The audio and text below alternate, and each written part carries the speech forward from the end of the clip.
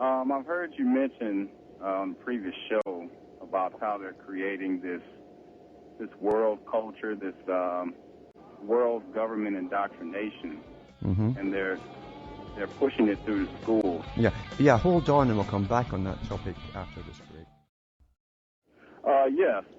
In my journey to awakening to how they've been trying to create this world culture, I've come across UNESCO, its purpose, and its philosophy, written by Julian Huxley. Yeah.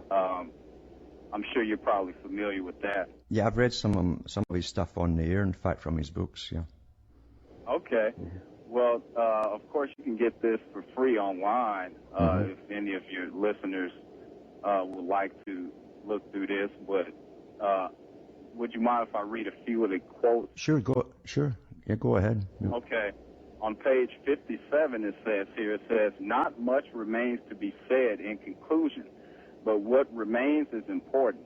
It is that the task before UNESCO is necessary, is opportune, and in spite of all multiplicity of detail, is single. And he says that task is to help the emergence of a single world culture. That's on page 57. That's right. On page 13, he says, the moral for UNESCO is clear. The task laid upon it of promoting peace and security can never be wholly realized through the means assigned to its education, science, and culture. He says it must envisage some form of world political unity, whether through a single world government or otherwise, and he says, and the only certain means for avoiding war. And let me see. Now, closing here, he has an interesting, this is on page 21. He has an interesting reference to eugenics and how they were going to push eugenics through UNESCO. Yeah. And it says, thus, even though it is quite true that any radical eugenic policy will be for many years politically and psychologically impossible, it will be important for UNESCO to see that the eugenic problem is examined with the greatest care and that the public mind is informed of the issues at stake so that much that is now unthinkable may at least become thinkable. That's right. And what he was talking about there was terminating children, sterilizing the ones that they would claim were inferior. Now, remember, too, UNESCO is United Nations, again, educational and scientific organization. He was the first CEO for it. He was also the top character who helped run the Margaret Sanger abortion clinics across the world. So he was for reducing the inferior quality types of peoples. So carry on. Yeah. But yes, I mean, now UNESCO was also investigated in California for being charged with pushing internationalism. A lot of people aren't aware of that. Yeah. But, I mean, there's the United Nations right there pushing internationalism and world government and a world culture. And from what I've seen, Alan, it seems like they're pushing this hip-hop style culture on the entire planet, because I'm up here in Alaska, and when I got here, I was astonished to see the Native Americans here with the sagging pants and the loud music and things like that, because I figured I was getting away from that. You know what I'm saying? Yeah. And but it seems like they're pushing that on the entire planet, and they're using that to dumb down the language, and they're using that to also break down the families. Oh, there's no doubt about it. The content or the wording. I mean, when you can make what the words are they're actually saying or mumbling, I should say, and that's intentional too. So the parents they close their heads off. They don't listen. They can't hear it. It's intentional for the children to understand it, and is to bypass the parents, because if the parents knew some of the stuff they're actually chanting away there, it's pretty grotesque stuff, you know. Yeah. Exactly.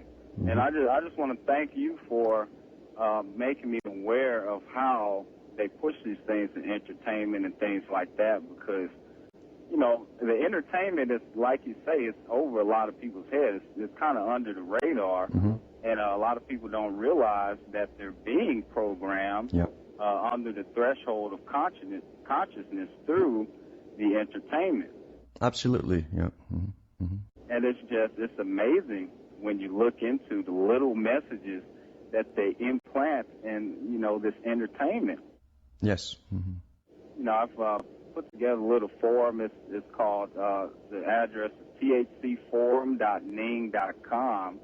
And, you know, we've just been trying to analyze this disgusting culture they're hitting us with, you know, this entertainment and this music. And, you know, it's very sinister what they're pushing. Yeah, and the thing is too, though, they really did come out in the culture industry and those at the top who control the culture industry, and it is controlled and it's directed as to where they're going to take it. And now, linguistic minimalism was one of their goals, being, and this is from the big scientists at the top, they said, if we can reduce the vocabulary, then eventually they'll be unable to even exchange opinions or ideas, and they'd be obedient, because if they were angry, you couldn't get people stirred up to rebel or whatever, because you literally couldn't express your feelings to them. So that's part of it. The other part was also to create a common culture, a youth culture that would be so separate, so different from their parents, that they would be in the complete control of those who led them through the culture industry and the educational authorities. So this is not just happenstance.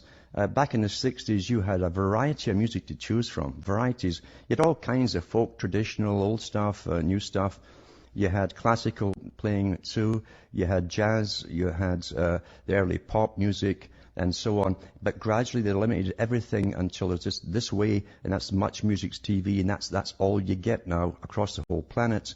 And it's even in Africa, you'll see the guys in Africa, they don't even have shoes, but they've got the hat on backwards, and they're trying to even make their own baggy pants, because everyone wants to be the same as what they see as these stars. Now, I've talked to a lot of the guys up in the rap industry, and some of them actually admitted to me that they'd go into the studio with a plain little kind of song, and in would come the big boys and start changing this, changing that, until they're killing cops, and it's all about, I can't even say having relations with women anymore. It's beyond that. It's what dogs do in the heat. They just use the words for it now, and the parents can't even hear this stuff. They don't understand what the words are. But it literally is debasing humans, both male and female, down to a lower status than animals. Animals breed when they have to. This is literally, it's like teaching them to have a rutting season perpetually. Yeah.